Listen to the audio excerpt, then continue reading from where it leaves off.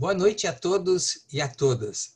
Eu queria agradecer muito ao convite que me fizeram, ao professor Fiorese e a todos e todas do Comitê Impulsor do Atlas Socioambiental de Viamão. Também agradecer as palavras gentis do Vitor Ortiz. Sempre um prazer trabalhar com ele e estar aqui com vocês. Por fim, agradecer a você que está nos assistindo e prestigiando esse importante seminário, esse fórum sobre o Atlas Socioambiental do lugar em que a gente vive, que é o melhor lugar que existe no mundo. Eu vou falar para você hoje sobre os atlas ambientais. Qual a sua finalidade, qual a sua importância. Afinal, sempre é ótimo falar do lugar em que vivemos. Só que a questão é saber que lugar é este, entender o lugar, ter uma leitura do lugar e, principalmente, fazer com que essa leitura seja parte da cultura do lugar em que vivemos, da cultura das pessoas. Por isso, né, o Atlas é um importante instrumento, principalmente quando nós vemos que o lugar em que vivemos hoje são as megacidades. E agora é importante entender, nesse contexto, o papel da escola. Então, vou abordar hoje principalmente a questão educacional que deriva dos atlas ambientais. Vou falar sobre sustentabilidade urbana e cognição, a construção do conhecimento local como muito importante para entendermos o mundo em que vivemos, a experiência de Porto Alegre feita a partir do Atlas Ambiental, que é a construção de laboratórios de inteligência do ambiente urbano, e, por fim, ciências da terra e educação. Vivemos num mundo recheado de informação. Há informação por todos os lados e pensamos que é confortável estar sentado nessa poltrona diante de tanta informação. Mas nós sabemos que quantidade de informação não é sinônimo de qualidade de informação. Pode ser sempre, né, mais do que isso, ruído. Né? Então, nesse sistema de informação contemporâneo, de superinformação, há, na verdade, uma ocultação do sistema da Terra. Quer dizer, que permite nos entender o lugar em que vivemos. Há também uma ideia de maquiar as questões ambientais, né? A ideia de que empresas muito poluidoras também são sustentáveis, né? É o que a gente chama de greenwash.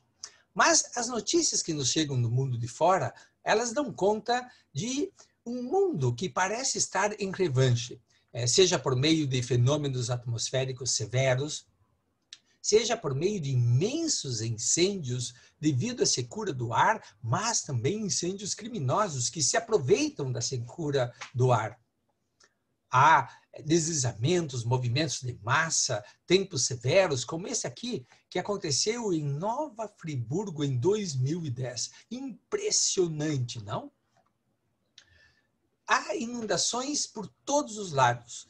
Todas as cidades, grandes ou pequenas, vêm sofrendo inundações, seja Tóquio, seja Londres, seja Nova York, seja São Paulo, ou seja a nossa singela São Lourenço do Sul, a pérola da Lagoa dos Patos. Todas estão sofrendo com inundações.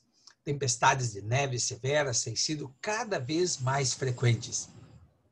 Isso nos leva a perguntar, é a natureza que nos ameaça ou é nossa cultura que não considera a ação da natureza em nossos artefatos? Mas que artefatos estou falando? Eu estou falando das cidades. As cidades, por outro lado, elas cresceram como nós nunca vimos antes. Elas estão escalando montanhas, como essa cidade aqui. Elas se tornam falésias, quer dizer, paredões abruptos, como esses edifícios na China. Imagina ser síndico aí, não é? Quantos problemas. As cidades flutuantes como esta aqui, né? Impressionante. As cidades se tornaram muito complexas. Esta junção em espaguete, como é chamada, ela representa um pouco isso. Imagine acordar num dia e pegar o carro e errar a mão, né? Nossa, vai desenhosar isso só no final do dia, né? Isso aqui são as cidades hoje, sistemas complexos também de informação. As cidades alcançaram, então, um gigantismo que não podemos mais vê-las por inteiro. Em geral, os cidadãos pensam que suas cidades ainda são pequenas, com limites claros entre a natureza e a cidade. A ideia de que se pode subir uma torre e ver lá de cima o vizinho trocando portão, melhorando o jardim, não é? A ideia de que a cidade ainda pode ser vista por inteiro. Mas, atualmente, as cidades estão muito lotadas. Algumas ruas se tornaram verdadeiros rios humanos. É possível ver a paisagem aí? Não sabemos mais exatamente se esse riacho pertence à natureza ou é uma espécie de valão, né? Já pertence à cidade. As cidades, né, já são espaços sem fim. São, na verdade, mares urbanos sem fim. E quando isso acontece, o cérebro se desliga, né, já que ele não pode enxergar todo esse gigantesco organismo. Nós só conseguimos, então, ver as cidades por inteiro a partir de imagens de satélite. Precisamos usar de tecnologias para ler o mundo em que vivemos. Aqui está São Paulo, parece uma ameba, não é mesmo? E de uma ponta a outra, esse eixo amarelo que você vê aí, nós temos 80 quilômetros de comprimento. A mesma coisa são Nova York, aqui vista à noite. Este eixo de Nova York tem 80 quilômetros, né? São cidades gigantescas. Na verdade, não só as cidades cresceram muito do ponto de vista individual, mas elas já são redes conectadas que capeiam, encobrem, né, os continentes, como se fosse uma delgada película, né? E essas cidades iluminadas, vistas aqui de noite por obra, né, também de imagens de satélite, elas marcam o mundo habitável para os humanos e o mundo que não é habitável, como aqui, essa região norte, né, muito fria, que não é habitável. Ou aqui no sul, na região amazônica da América do Sul. Quando nós olhamos em detalhe, nós vemos que essas cidades gigantescas, elas já são cadeias urbanas, como essa aqui. Aqui no sul nós temos Washington, Baltimore, Filadélfia, Nova York, até Washington, desculpem, Boston, aqui no norte. Neste eixo de 820 quilômetros de comprimento, vivem ali nada menos de 53 milhões de habitantes. Chamamos a esta cadeia de cidades, de megacidades, chamamos isso de megalópole. Essa é a megalópole da região leste dos Estados Unidos. Mas esse fenômeno também acontece na Europa. Aqui nós vamos ver agora a megalópole do norte da Europa. Ela começa aqui no Vale do Rio Reno, vem para Ramstad, para depois o Eurotúnel, Londres até Midlands e o corredor aqui M62. Essa gigantesca cidade reúne 71 milhões de habitantes. O mesmo acontece na Ásia. Vamos ver agora aqui no Japão. Tá? Temos aqui a grande Tóquio, Nagoya, Osaka, e neste eixo de 600 quilômetros vivem ali nada menos de 66 milhões de habitantes. Essa megalópole japonesa tem nome Tokaido. Também o mesmo acontece na China. Este aglomerado urbano, com cerca de 220 quilômetros, vivem ali nada menos de 130 milhões de habitantes. É a maior megalópole urbana humana. Né? Se chama Guangzhou, Shenzhen, Hong Kong, Macau. Né? É um grande aglomerado urbano.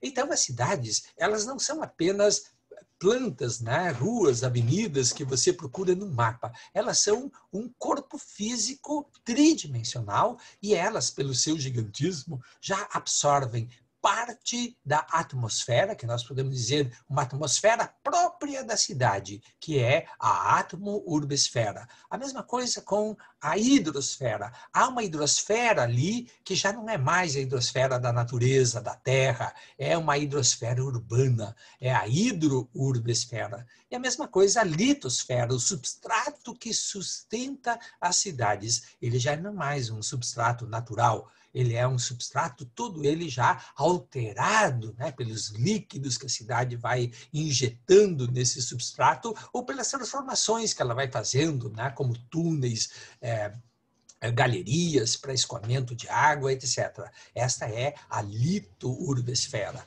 A mesma coisa a biosfera. As biosferas próximas das cidades já são biosferas totalmente alteradas pelas cidades, são bio-urbesferas. E esse conjunto, então, tridimensional, nós podemos, então, chamá-lo, né, na sua magnitude terrestre, de tecno-urbesfera, né, que é um conceito ambiental tridimensional. A cidade, então, aqui é vista como uma delgada camada da Terra, né? Uma camada que faz parte da biosfera, mas pela sua potência de impacto, ela já transforma a hidrosfera, a própria biosfera, a atmosfera e a litosfera. Já é uma camada da Terra, né? Essa é, então, a dimensão geológica da cidade, e por isso que nós chamamos essa nova dimensão, né, também de um novo tempo, que é o tempo da Terra, chamado de Antropoceno.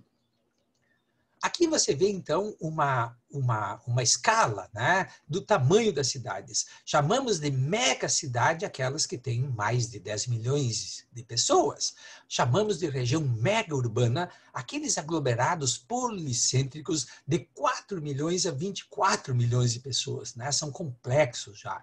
Megalópole, como eu mostrei para você, são, né, cadeias de megacidades com mais de 25 milhões de pessoas. E, por fim, Ecumenópole, ou Cidade Mundi, que é a cidade global, né? Com 3 bilhões e 700 milhões de pessoas. Uau! É o mundo urbano, né? Nós estamos aqui. Aqui onde? Né? Quando você enxerga a representação das cidades gigantes, você não enxerga as pessoas. E quando você enxerga as pessoas, você não enxerga as cidades gigantes. Isso quer dizer que as cidades gigantes já alcançaram uma escala extra-humana. Elas já estão além da nossa dimensão cotidiana. Precisamos ter cuidado, né? Porque o que acontece do ponto de vista da totalidade de ações desta megacidade, às vezes, quando não sempre, é despercebido, né? Pelo cotidiano, pelas pessoas, pela cultura que as cidades desenvolvem, né, no seu território. Vou dar aqui a você um exemplo. É um exemplo lá em Arequipa, que fica no sul do Peru. É uma cidade que se situa, né, nos Andes ocidentais. Ela é uma cidade belíssima, toda ela feita de sijares, né? Mas blocos vulcânicos brancos. Ela é patrimônio mundial da Unesco. Eu, de fato, sugiro que você visite Arequipa, no Peru, né? É muito bonita. E os arequipenhos e arequipenhas têm muito orgulho de sua cidade, patrimônio da Unesco, porque ela tem um plano urbano central absolutamente quadrangular, que é do projeto dos espanhóis. Aqui é a Praça Central, belíssima cidade. E ela é, então, emoldurada por uma paisagem vulcanogênica. Aqui você está vendo o Misti, um dos 3 vulcões que rodeiam a cidade, e ele tem quase 6.000 metros de altura. Lá, em 1944, Arequipa era uma cidade bem pequena, com 80.000 habitantes, e bem lá longe ficava o Misti, né? Mas a cidade foi crescendo, sempre olhando o seu centro, com orgulho de seu centro. E agora toda essa mancha laranja escuro é, então, a cidade de Arequipa. Ela tem hoje quase a população de Porto Alegre, imagine, 1.300.000 pessoas que ocupam a saia do vulcão, não é? E não é perigoso isso? o prefeito lá de Arequipa me perguntou: e agora, professor, o que fazemos? Eu disse para ele: bom, quem sabe, né, nós colocamos uma rolha aqui no vulcão. É um vulcão ativo, o Misti, né? Mas, evidentemente, nós não podemos fazer isso. Seria uma estupidez humana, né? Então, a questão toda é como resolver o problema desse perigo que a cidade não viu, que a cidade vai subindo aqui essas ladeiras vulcânicas, né? Como resolver agora, né? É preciso, então, desenvolver uma cultura urbana, uma cultura que a cidade não tem. Ela perdeu, ela vive ali na saia do vulcão numa espécie de cegueira, não pressente e não vê o perigo que ela corre, né? Em geral, todas as cidades são cegas em relação ao lugar onde se situam. Vejam, por exemplo, Porto Alegre, né? Porto Alegre, nas margens de um maravilhoso lago, Lago Guaíba, que fornece a água, elemento vital, fundamental para a vida humana e para a vida, né? E como está o Lago Guaíba?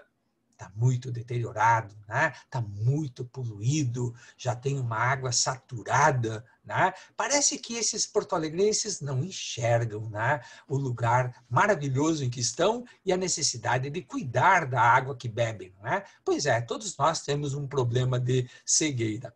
Eu costumo representar esse problema com a metáfora do brócolis, né? O brócolis é um excelente vegetal, né? E quando nós cortamos o talo, nós temos aqui uma seção única, várias seções depois, mais nas posições centrais, e quando cortamos no topo, uma multitude de seções, né? Uma mancha, né? Então, essa seção única é a cidade dos nossos avós, que parece ainda pequena, isolada, né? E essas várias seções, as cidades dos nossos pais, onde já a região metropolitana, né, tinha lá a sua aglomeração. E aqui, então, no topo, é a cidade dos nossos filhos e netos, né, a cidade atual, onde de fato nós vivemos, né? Então, embora aconteça isso, né, nós podemos estar vivendo numa cidade que não estamos enxergando, né? Aqui no caso de Porto Alegre, né, falamos da cidade dos bondes, da época dos bondes, que é a cidade lá dos nossos avós, dos nossos pais, né? Só que essa cidade dos bondes já não existe mais, né? Porto Alegre, Viamão, né? Somos uma região metropolitana imensa, já somos 4,5 milhões de pessoas vivendo nesse aglomerado urbano, né? Atenção, já somos uma mega cidade, né? Isso não quer dizer, que fantástico. Isso quer dizer que vivemos num mundo complexo, que temos que ter muito cuidado com as ações que cada um de nós, e o conjunto principalmente, né, exerce nesse ecossistema em que estamos instalados, sob pena de danificar muito o ecossistema e ele não oferecer mais condições, né, para uma vida com qualidade. Dentre esses elementos aqui, o mais importante é o Lago Guaíba, né, em que Viamão, aqui no sul, tem uma grande margem, né, com seus belíssimos parques. Depois aqui mais ao sul, a Lagoa do Casamento, né, e a própria Laguna dos Patos, né? Que região fantástica é essa, né? Então, nós precisamos entender, né, o papel que as interfaces planetárias, né, as grandes cidades, exercem sobre os ecossistemas. E como vai a saúde dessas cidades? Né? Como vai a saúde dos ecossistemas que suportam, sustentam essas grandes cidades? Né?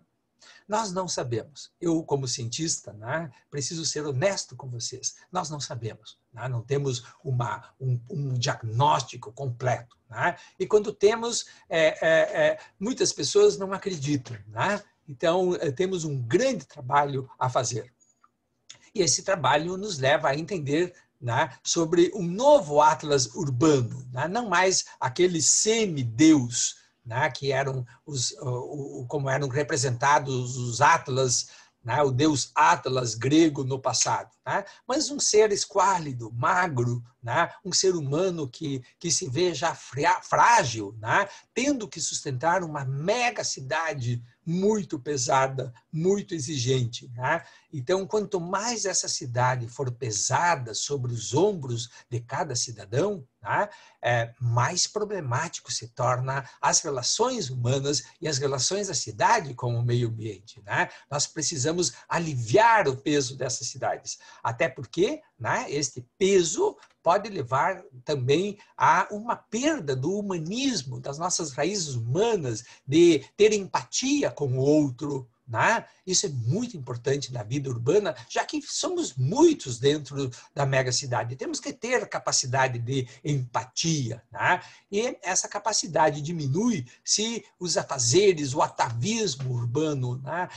Esse maquinismo urbano for muito intenso e não nos deixa olhar o outro, olhar a paisagem, olhar a maravilha, né, do lugar em que a gente vive e, mais importante de tudo, entender, né, a origem dos elementos vitais que sustentam a nossa vida. Né? Por isso, a construção do conhecimento local é fundamental. E é isso, então, que faz o Atlas ambiental. É o que nós fizemos em Porto Alegre, aqui a nossa experiência, um pouco que serve, né, como uma inspiração para o Atlas Socioambiental de Viamão. Né? Nós fizemos o Atlas aqui em Porto Alegre em 2006, uma grande equipe, né, da Universidade Federal, da Prefeitura e do INPE, e o Atlas ele é um instrumento de conhecimento que parte, né, do lugar em que nós vivemos. Então, nós colocamos aqui Porto Alegre, se quiserem também Viamão, no centro, né, do mundo. Né? Esses gaúchos, né, sempre com pretensões gigantescas. Não. Né? Não é uma questão de pretensão gigantesca. Nós não estamos no centro do mundo. Né? Nós estamos aqui no centro da representação do mundo, da Terra. Né? E quando nós queremos conhecer o lugar em que vivemos, temos que partir dele. Né? Então, colocar aqui Porto Alegre, Viamão, no centro da representação, nos leva a entender melhor as relações que estabelecemos, né, com todos os demais lugares. Né? Então, isso nos leva a entender essas conexões, né, com o mundo de uma melhor maneira. E veja o que acontece. Né? Um continente que não comparece muito no nosso cotidiano cultural, a Antártida, né? Nessa representação ela se torna importante. Né? E a Europa, a América do Norte, ali, que são muito presentes, né, na nossa cultura colonizada, né, não aparecem. Então, isso nos ajuda a termos uma cultura local, né, mais descolonizada, mais nossa e capaz, portanto, de enxergar o lugar e sua gente e, com isso, né, ter mais capacidade, mais potência para construir a sustentabilidade, né, que é um modo de viver bem, né, preservando o lugar em que vivemos. Né? Aqui, essa região da América do Sul, né, essa região de Porto Alegre e Viamão, ela é um encontro de paisagens do sul da América do Sul. Né? É um lugar fantástico, né? Porque para cá vieram espécies, né, do sul da Amazônia, vieram espécies do Pampa argentino, também do Chaco paraguaio, né? E espécies que vieram da Mata Atlântica, né, pela borda costeira, e também da restinga costeira, essa zona arenosa. Né? Por isso que a região de Porto Alegre, Viamão, é um encontro de paisagens dos grandes ecossistemas do sul da América, né, meridional. É muito importante termos essa consciência, esta leitura do lugar, porque há maravilhas aqui logo ao nosso lado. Né? E essas maravilhas estão conectadas do ponto de vista físico, ambiental, ecossistêmico, né? Com essa grande região interior da América do Sul. Né? Essa é uma condição morfológica, geomorfológica única, né? Porque isso não poderia acontecer aqui, por exemplo, no Mato Grosso, né? Não pode acontecer aqui em São Paulo, no Paraná. Tá? Mas ela acontece aqui em Porto Alegre. Quer dizer, nós, uma região quase costeira, né? Mas estamos, Porto Alegre e Viamão se situam como na costa de dentro, né? mesmo estando na costa de dentro do Oceano Atlântico, nós temos influência dos ecossistemas interiores da América do Sul. E isso, então, cria um lugar genial, maravilhoso, né? Porque tem uma história aqui impressionante, né? É disso, então, desta leitura do lugar que nós queremos, então, comentar e falar, né? Aqui está, então, a região metropolitana, né? É uma região realmente gigantesca, né? Aonde então vive aqui então nessa mega cidade de Viamão, Porto Alegre, Cachoeirinha, Gravataí, Canoas, Esteio, Sapucaia, São Leopoldo, Novo Hamburgo, né? Igrejinha, Sapiranga, ali vai, olha, já é um senhor arco. E do outro lado aqui do Guaíba, né? Também temos então Guaíba, Eldorado do Sul, enfim, né? É uma gigantesca cidade. E essa então compreensão do lugar que nós vivemos é que é muito importante para entender, né, para que esse lugar seja parte da cultura de todos os cidadãos, né, que vivem nesses centros urbanos e que tenham noção, né, do impacto que nós podemos realizar nesse entorno maravilhoso, né? Então aqui está o Atlas de Porto Alegre, né, que apresenta o sistema natural, o sistema construído. E tudo isso, todo esse conhecimento, né, não é para dizer, olha como conhecemos o lugar em que vivemos. Né? Esse conhecimento tem uma finalidade. Né? A finalidade é, né, melhorar a gestão ambiental, né? Termos melhor capacidade de entender o lugar em que vivemos e ter uma gestão, né, orientada também pelas questões, né, científicas, técnicas, né, e além das questões, claro, sociais. Então, isso começa pela geologia. Nós apresentamos toda uma história geológica desde 800 milhões de anos atrás, né, quando esta parte aqui da América do Sul era separada da antiga África, né, por um oceano que é, digamos, o avô do Oceano Atlântico, que nós chamamos de Oceano Adamastor. Né? E esse oceano ele se fechou, formando aqui, então, uma gigantesca cadeia de montanhas, né? Que é exatamente aqui onde hoje se situa Porto Alegre e Viamão. Né? Essa cadeia de montanhas foi toda erodida, né? Aqui está toda a erosão e hoje, então, o que nós vemos nessa região são as raízes dessa montanha, né? Mais ou menos como se nós tivéssemos erodido, né, toda essa região superior aqui. Então, vemos aqui em Porto Alegre e Viamão as raízes de uma antiga cordilheira que é exatamente o ponto, né, de sutura aonde colidiram dois antigos continentes, né? Aqui você vê a localização desses antigos continentes, né? Esse aqui, que era a antiga porção sulina da América do Sul atual, né? E aqui o Cráton do Kalahari, né? Bem no sul da África do Sul. Né? Então, são histórias belíssimas, né? Que mostram como como a evolução da natureza, né? Da Terra, ela criou esta região aqui tão impressionantemente bem esculpida, né? Bem desenhada, a ponto de que, mesmo sendo uma região interna da costa, né? Nós recebemos, então, aqui nessa região, influências da Amazônia, influências do Pampa, do Chaco, né? Que chegam nesta bela terra, né? De Viamão e Porto Alegre. E assim, então, temos uma complexidade vegetacional nos baixios úmidos, no topo dos morros, né? E também na orla do Lago Guaíba. Né? São paisagens diversificadas e impressionantes, né? E cada qual com suas associações faunísticas, botânicas únicas, né? Exclusivas. Isso, então, é muito interessante. E aqui, então, se estabelece uma cidade que hoje já é uma cidade metropolitana, já é uma mega cidade, portanto, essa cidade tem que ter consciência, né, dos danos que pode fazer. Né? E isso, então, leva à necessidade de ter programas de gestão ambiental, aqui dos resíduos sólidos, etc.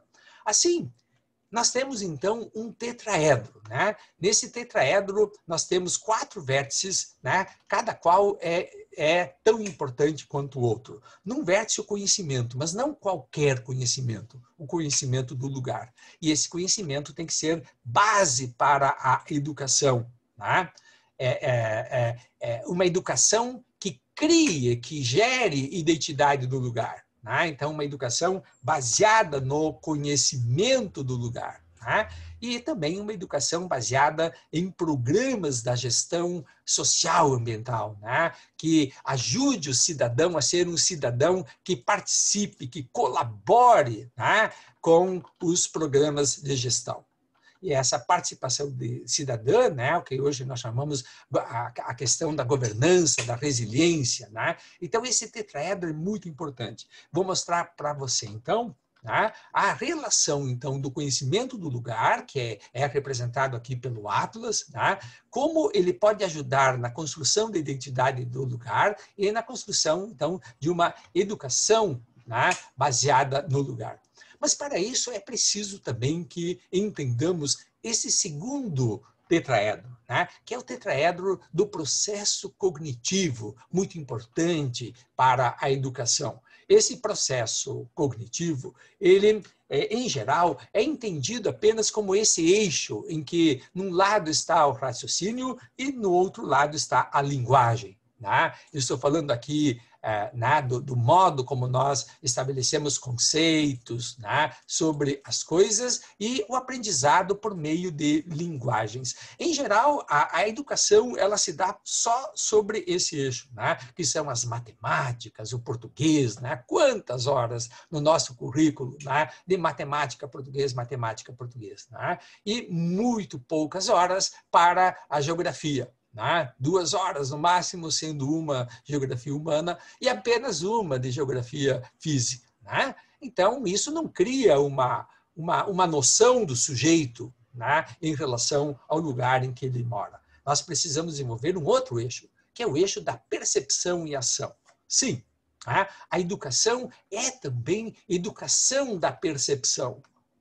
E a percepção, ela precisa da ação para ser completada. Você não pode aprender sobre, digamos, o ecossistema do Lago Guaíba sem ir lá ver o ecossistema do Lago Guaíba. Há coisas que não se aprende, de fato, dentro da sala de aula. É preciso sair, porque é nessa experimentação que nós criamos a relação mais precisa, melhor desenvolvida pelo sujeito que aprende entre o conceito e a percepção. O que é um lago? Você pode ter um conceito na cabeça, mas esse conceito ele se renova, ele se fortalece, ele se torna dinâmico se você for ver o lago, se você tiver um lago diante de si. E puder comparar conceitos que se criam na nossa mente. E isso é ação. A percepção se cria ação. Ir lá ver o lago. Esta ação, ela melhora a tua percepção, ela consolida conceitos e melhora a tua linguagem para ler o mundo. Essa é uma linguagem para que você consiga ler o mundo que está ao teu redor.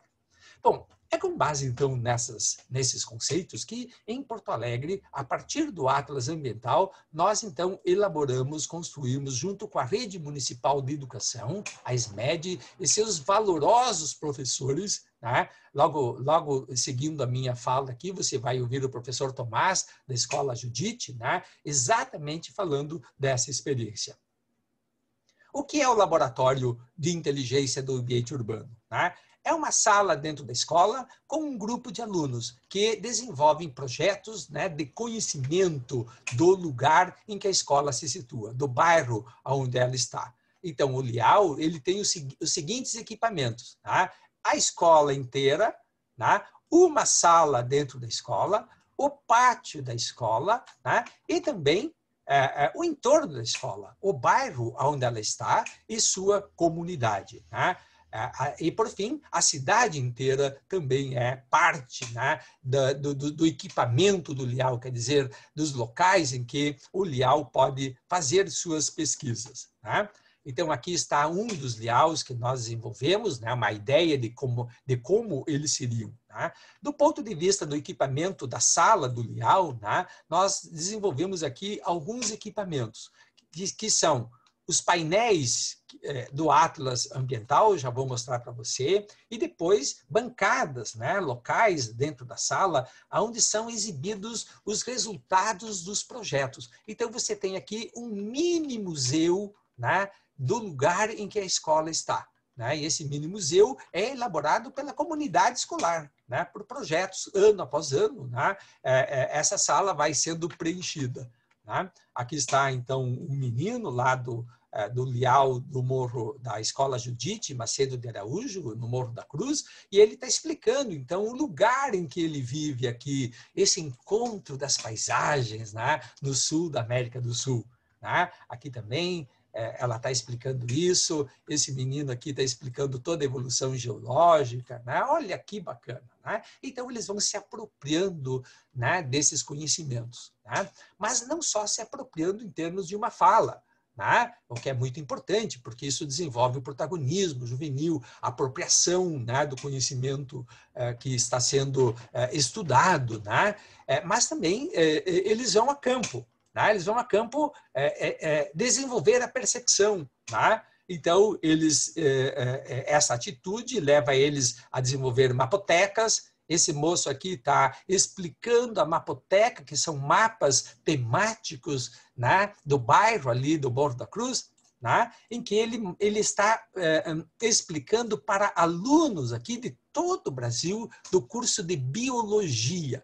Veja a importância, né, desse moço aqui explicando para universitários do Brasil inteiro, né, o lugar em que ele vive. Então, isso é muito bonito. Né? Esse moço aqui está organizando a litoteca, né? Que são amostras de rochas do lugar em que ele vive, lá do bairro. Esse moço aqui adorava a litoteca. Né? Ele se especializou na litoteca. Era incrível vê-lo falando sobre as rochas, o Adamastor, toda essa história geológica, né? Não mais com base numa história que ele ouviu, mas mostrando os registros, as memórias dessa história que são, né, as rochas.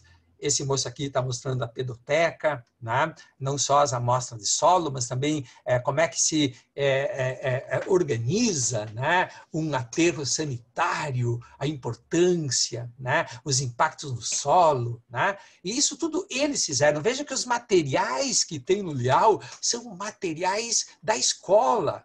Não são materiais sofisticados, nada disso. Né? São materiais que eles podem fazer e que eles têm. Né? É muito interessante. Aqui é a maquete.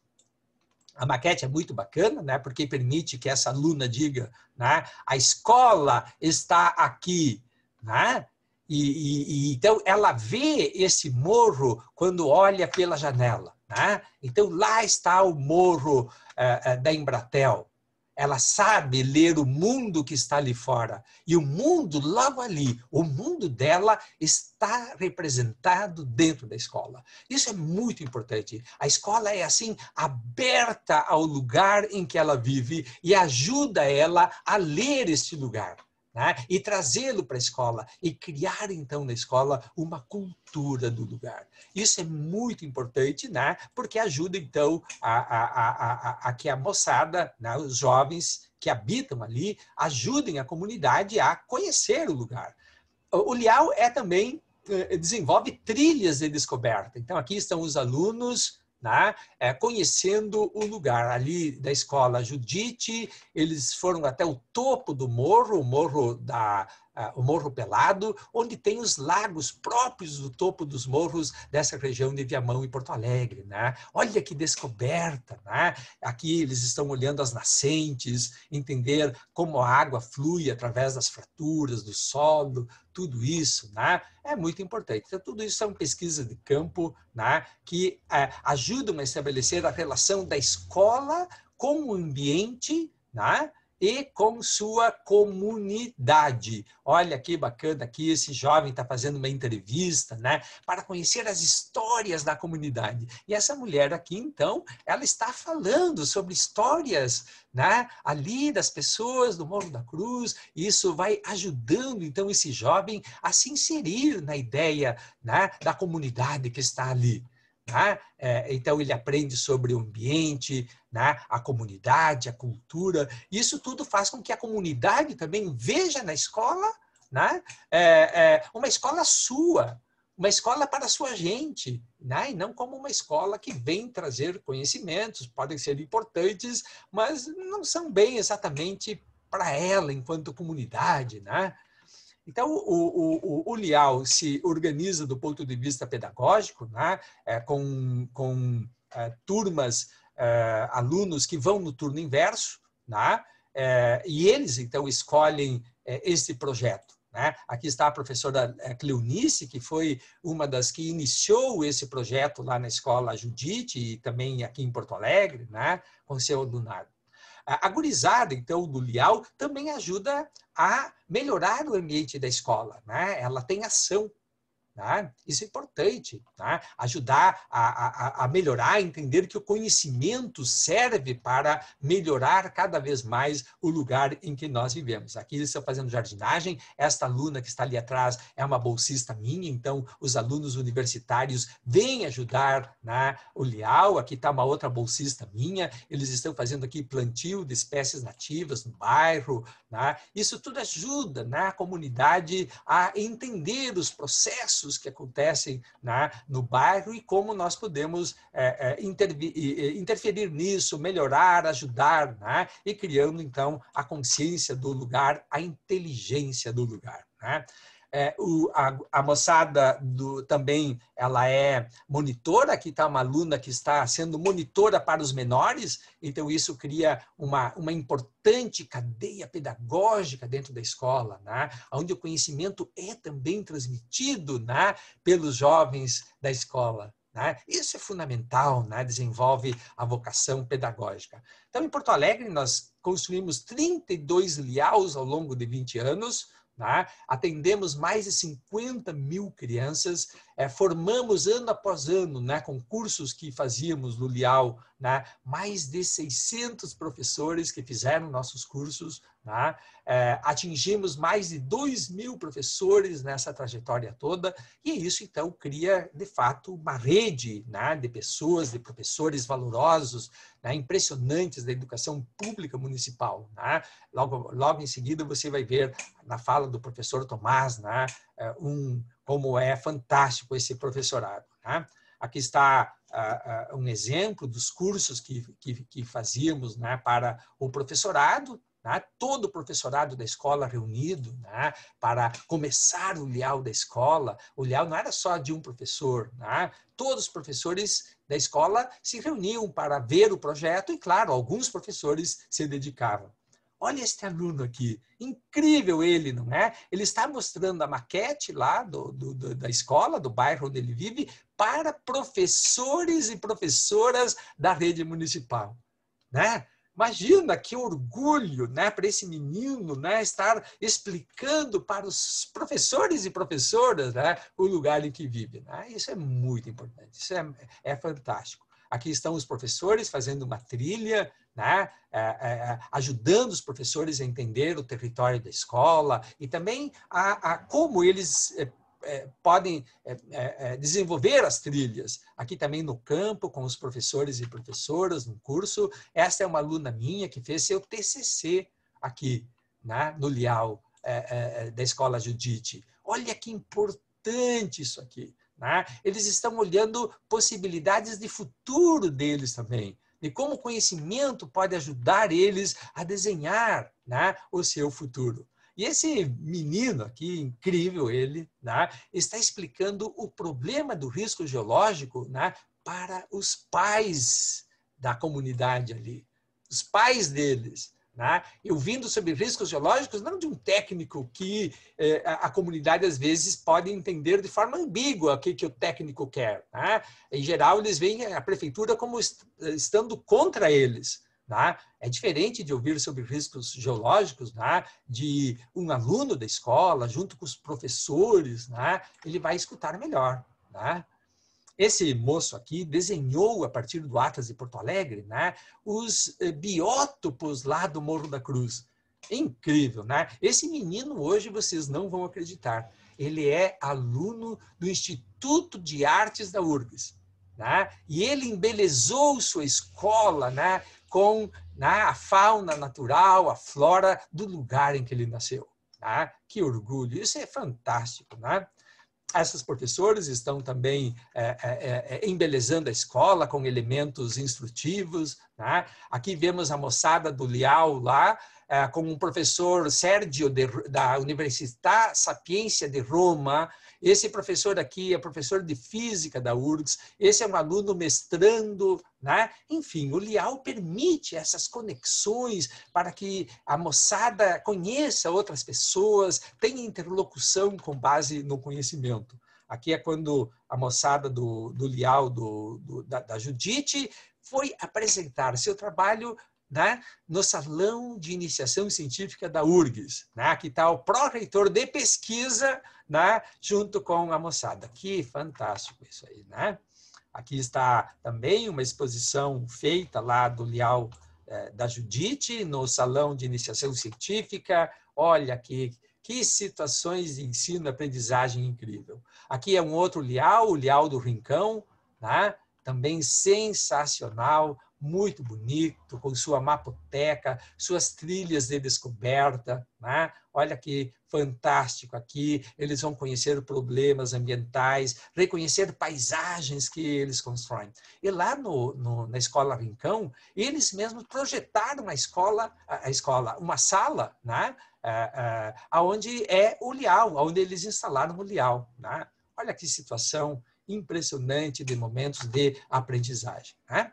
Então, já concluindo, né, você viu como a paisagem pode ajudar a identidade territorial e a educação, né? O lugar como estratégia pedagógica da escola torna a escola um centro de saberes locais, né? E esse centro de saberes locais é um centro em que, né, o professor ele já abre espaço, né, para que o aluno, o alunado, a aluna, aqui no caso, ela, né, explique o lugar para os demais. Então, é o lugar que está no centro da aprendizagem. Já não é mais o professor, a professora. Né? Isso muda as relações, né, de ensino-aprendizagem. E faz com que, então, o lugar sendo o centro da aprendizagem, nós possamos ter uma educação interétnica, intercultural. Isso é muito importante, então, no Brasil, né? Termos uma educação capaz de transmitir um sentimento, uma percepção, né, de interculturalidade, interetnicidade, com base no lugar em que vivemos. Né? Então, essa é a grande chave, né, para conseguirmos desenvolver a sustentabilidade do lugar em que nós vivemos. Tá? É o que nós estamos propondo, então, aqui para a nossa querida Viamão. Tá? Espero que você tenha gostado e fico em seguida à disposição, tá, para responder perguntas e vamos ouvir o professor Tomás, que tem, então, a sua experiência sobre esses laboratórios. Tá? Muito obrigado.